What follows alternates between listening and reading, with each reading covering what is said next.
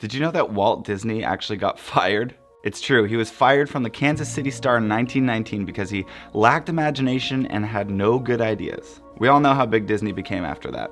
Madonna was rejected by Media Sound in the 80s because she wasn't ready yet. She went on to sell more records than any female artist ever, with over 300 million copies. And U2 got rejected by RSO Records in 1979 before going on to win the most Grammys out of any band ever and go on the highest grossing tour of all time.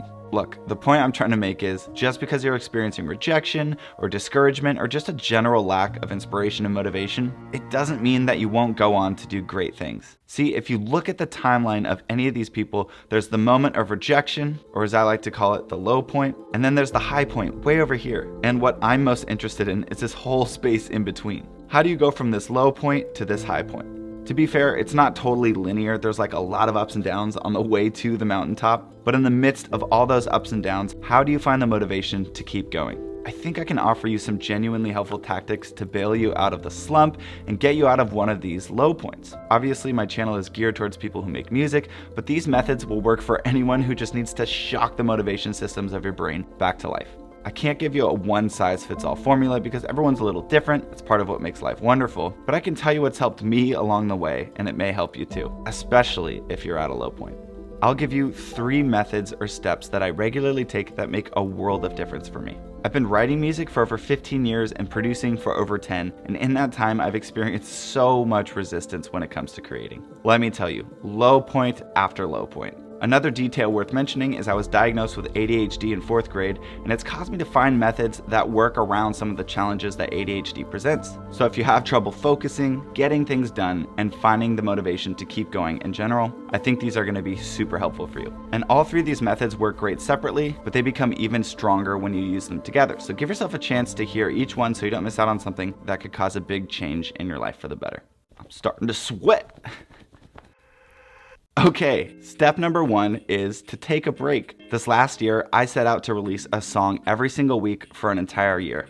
In 3 days, I began releasing a song a week for an entire year. That's 52 songs in 52 weeks. And spoiler alert, I failed pretty hard. But I managed to make it to 20 weeks, and in that time of working my butt off full throttle week after week, I learned that exhausted artists don't make very good art. Let's compare the human brain to an Apple Watch. The more you use your Apple Watch, the more it drains the battery. And the more you use your brain creatively, it drains your creativity battery. If you don't take time to recharge the battery, then eventually you get to low power mode. When your watch goes into low power mode, all you can really do is just check the time, and you're not able to use all these other incredible features that the watch was built for. In the same way, you were made with all these different creative tools in your brain that help you make beautiful and meaningful art. But if you're running on low battery, you're not going to be able to access those tools. It's almost like painting with just 1 or 2 colors. Every now and then you can get lucky and paint something kind of cool, especially if you put a lot of hours into becoming a great artist. But imagine what you could do with 7 or 8 colors instead. When I was grinding week after week trying to get all this music out, I worked myself into low power mode, and it wasn't just that I was tired and unmotivated, but even when I did sit down and manage to try and create some music, I only had access to a couple paint colors mentally. So I was creating way below my potential, and I was forced to either keep trying to work at this low point or take a break.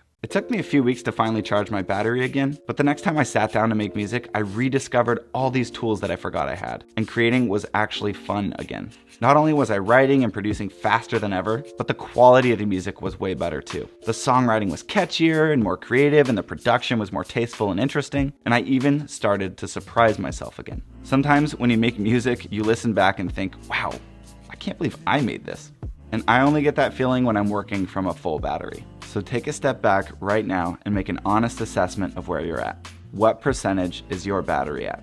Are you at 50% and you could keep going for a bit? Maybe you're at 75 and you're feeling good. Or maybe you're bordering on low power mode and it's time to take a break. Heck, maybe your battery is completely dead and you need to take a longer break to power back on and even think about being creative again. Wherever you're at, make a plan to recharge and stick to it. If you're burned out, take a week off and recharge. If you're just a little tired, take a day or 2 off and see what that does. This is not an exact science, but the biggest thing is that you're honest with where you're at and you take steps to get to where you need to be. There's no shame in needing to rest and recharge, but continuing to live below your creative potential because you aren't willing to take a break is just plain stupid. Seriously, take it from someone who learned this the hard way. Or maybe this doesn't apply to you at all. Maybe you're not on low battery, you have some creative energy, but you never get anything done because you've created this impossible expectation in your head. This brings me to method number 2, which is lower the stakes. Lower the stakes. This can be hard to do for music people because the internet is forever. When I put a song out, I'm thinking, how can I make this so good that I'll listen to it in 5 years and not resent myself for putting it out? And that's an impossible standard. I have songs with millions of streams that have multiple mistakes in them. Everything from little pops and clicks from me not editing the vocals properly, to just straight up bad vocal takes because I wasn't very good at singing, tons of mixing mistakes, distorted masters, cringy lyrics, I mean, you name it, I've done it. I also have songs with less than 1,000 streams that I can listen through and I wouldn't change a single thing. The point is, even if you do get it perfect, more often than not, that doesn't determine how well something's gonna perform. The reality is, everything you make is gonna have little imperfections. That's just a fact. It's a hard pill to swallow, but let me tell you what I do to make it go down a little bit easier. Or rather, how I think about it so I don't completely lose my mind trying to finish things. Hopefully that's in focus. When I do the best job I can do on a song and I release it, it's almost like a time capsule of what I was capable of at any given time. So if I go back and listen to music I made in 2016, I know that that was the best I could do in 2016. And even though I would do it slightly differently now and I can make it even better, it's not the end of the world because I did the best I could with what I knew during that season of life. And if you listen back a few years and hear stuff that you would change, it's actually a really good sign. That means that you're growing. Let me tell you from personal experience, you're almost always gonna listen back and hear stuff you might have done differently. And that's how it should be, especially for the first few years that you're making music. It's worth mentioning on very rare occasions, you might actually have some songs that stand the test of time, especially as you get better and better. But you have to learn to lower the stakes because not every song is gonna be like that. Once again, just to sum it up, when you listen to an older song you've released, it's a reminder of what you were capable of when you released it and how much you've grown since then. So try not to overthink it. You're gonna make mistakes, you're gonna learn from them, and hopefully you're gonna grow. But if you don't learn to lower the stakes enough to take action, you're gonna miss out on all of it. Real quick, if you're finding any of this helpful, it's getting some of the wheels turning in that big brain of yours, I would love it if you subscribed and gave me the chance to keep teaching you and entertaining you every single week. If you just subbed, thank you so much. For real, you the best. All right, last but not least, my third method for finding the motivation to keep making music, and that is collaborate. If you're like me, when you hear that, you go, oh brother, this guy stinks. But hear me out for a minute. If you make music with other people, there are a couple magical things that happen. And one of those things is that different people can have different roles, and this can lead to an easier workload and a better song. For example, if I'm making a song alone, I have 100% battery. I can give 50% of that to songwriting and 50% to production. However, if I work with someone else, I can dedicate 100% of my energy to writing the best song I possibly can, and my partner can focus 100% on the production. Or the other way around. The point is, regardless of how you share the workload, you have double the creative resources to work with. You're also way less likely to hit writer's block when you have someone else who can chime in whenever you get stuck or you need some feedback. You're also way more likely to finish projects when other people are involved. All of a sudden, it's not just this small personal thing you're doing for yourself, and the project is no longer at the whim of your motivation because it's bigger than you. And having the accountability of others can really help get stuff across the finish line, especially when you have people checking in regularly and you delegate roles and share the workload. Collaboration is also a really great way to grow relationally with people, especially with friends. It's really special to be able to listen back and look at someone and say, hey, we did that together. So real quick, let's pretend that I'm blue. That's all I am by myself. I'm blue. Da-ba-dee-da-dee-die. And everything I touch has a little blue on it. Blue is a nice color on its own. But if I get together with someone who's red, all of a sudden we have blue and red. 2 colors. Twice as many options. But wait, when we work together, something else happens. A third color emerges. Purple.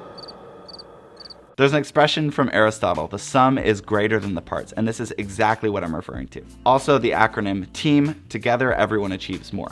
When you get together with someone else to make music, you end up creating something entirely new that neither of you were capable of alone. The sum is greater than the parts. Purple. The reason I bring up the importance of collaboration is because I spent years and years making sure I can write, produce, mix, and master my own music so that I don't have to depend on anyone else to get a song across the finish line. It's pretty wild. I can literally overhear a conversation, get an idea, write a song based on that idea, produce it out, mix it, master it, and upload it to Spotify, all without the help of anyone else. I've used this method to get millions of streams all by myself, and there's a sense of pride in that. But the reality is we weren't meant to do life alone.